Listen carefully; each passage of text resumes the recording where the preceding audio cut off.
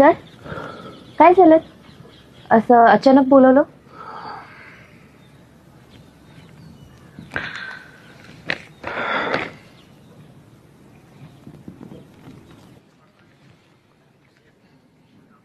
पाटील मॅडमनी family problem सांगून 2 महिन्याची रजा टाकली होती. गेले काही दिवस काहीच कॉन्टॅक्ट नव्हता आणि आज जंगम सरांनी हे दाखवलं. त्यांनी ही शाळा सोडली आहे. खूप दूरच्या एका दुर्गम शाळेत स्वतःची बदली करून घेतली आणि आता कोणाकडेच त्यांचा काहीच कॉन्टॅक्ट नाही. घरचे सुद्धा काय सांगायला तयार नाहीत. पण सर, कॉन्टॅक्ट करणं तेवढी अवघड गोष्ट नाहीये ना. कनेक्ट होणं अवघड आहे.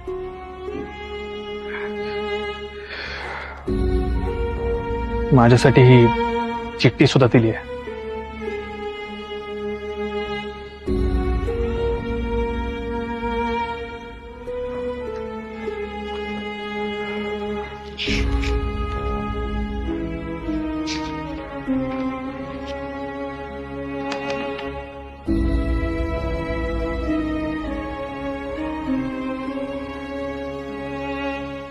प्रिय म्हणण्याचा अधिकार तुम्ही दिला असलात इतकं माझा नाही, हे मला खूप आधीच कळायला हवं होतं.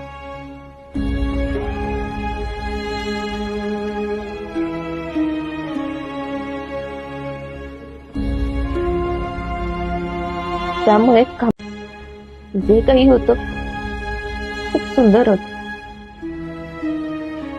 मनाच्या कप्प्यात कायम जपून ठेवावं, पण स्वतःपुरतं. तुमच्यासाठी जाधव मॅडम परफेक्ट आहे. मी पूर्ण विचार करूनच बोलते. कधीतरी मी तुम्हाला एकटं सोडलं म्हणून कदाचित मी तुमच्या लायक नसेल आणि जाधव मॅडम तुमच्या आयुष्यात आला असाल.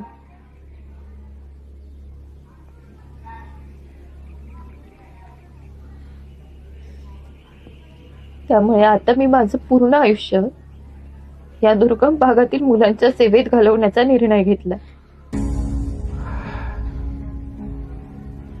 तुम्ही लग्न न करता हेच सगळं करणार होता.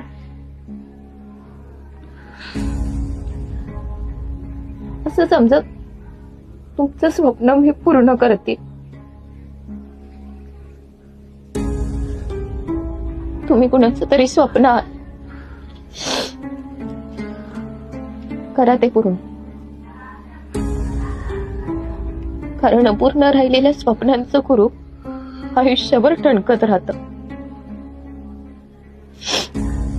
तुमच्यासारख्या माणसाच्या वाट्याला ते कधीच येऊ नये. हारिका मॅडमचं खूप प्रेम आहे तुमच्यावर.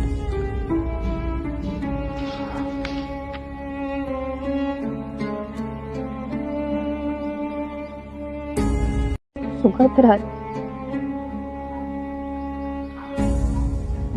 त्यांना इतकंच सांगेन, जी चूक मी केली ती तुम्ही करू नका. सोन्यासारखा माणूस आहे,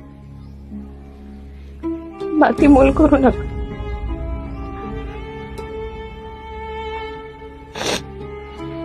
तुमची सदैव चिंता.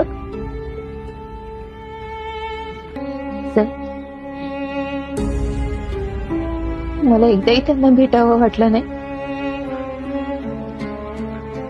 PhDचा अभ्यास सुरू आहे. परीक्षा होईपर्यंत भेटू नका म्हणाल्या होत्या. कारण तुम्हाला त्यांच्याशिवाय राहता यावं म्हणून म्हणाल्या.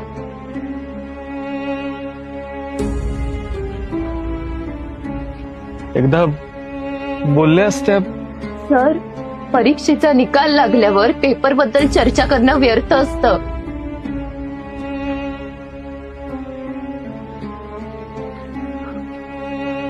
मग आता आता आता काय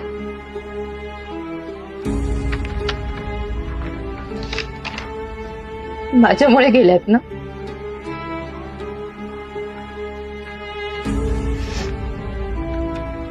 मग मी जाते ही शाळा सोडून. हे गिल्ट घेऊन मी तर नाही राहू शकत.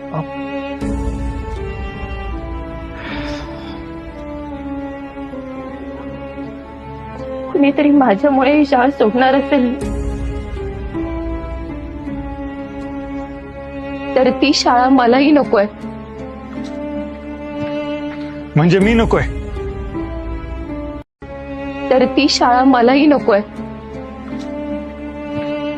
म्हणजे मी नकोय?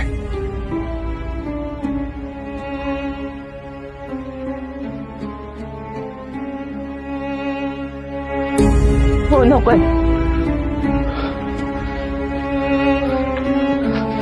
मॅडम,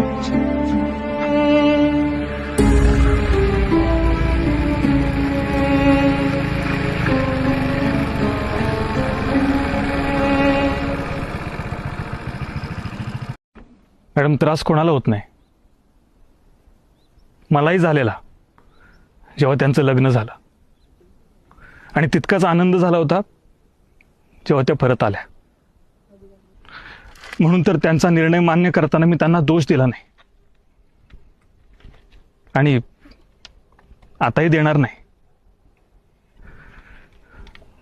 कसं आहे ना मॅडम, माणूस कुठल्याही अवघड निर्णयावर इतक्या सहज आणि तात्पुरता अजिबात पोचलेला नसतो.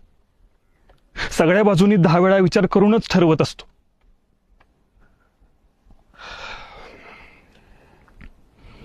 स्वतःला त्रास होणार ही माहिती असून देखील केवळ आपल्या माणसासाठी तो सहन करून त्याचं भलं करणं साधी गोष्ट नाही. आणि म्हणून मी आताही त्यांचा निर्णय मान्यच केलाय.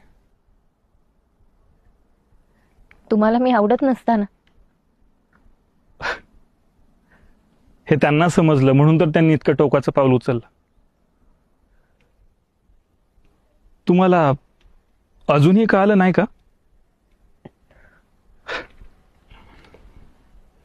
तुम्ही आवडत नसता तर मी का थांबवलं असतं तुम्हाला या शाळेत? आणि आता का आलो असतो तुमच्या मागून?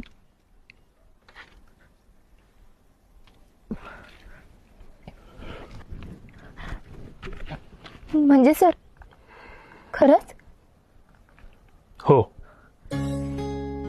मला आवडता तुम्ही. मला लग्न करायचंय तुमच्याशी.